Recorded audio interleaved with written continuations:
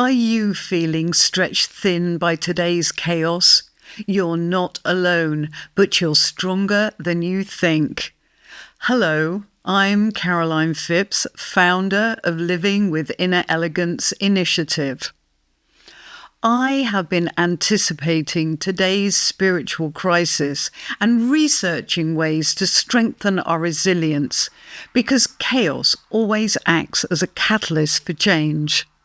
The outcome of that change is in our hands, and now is the perfect time to step up our efforts, bolster ourselves, and support one another in growing in balance and confidence, all while being aware of our strengths, to minimise our susceptibility to suffering, mentally, spiritually, and, why not, physically. Are you ready to find your footing and make a positive impact, even in challenging times?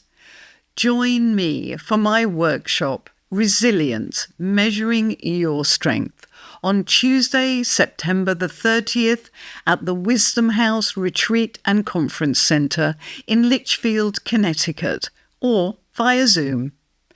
In the words of John Divine G. Whitfield, Oscar-nominated screenwriter for the film Sing Sing, the way you grow is constant reflection.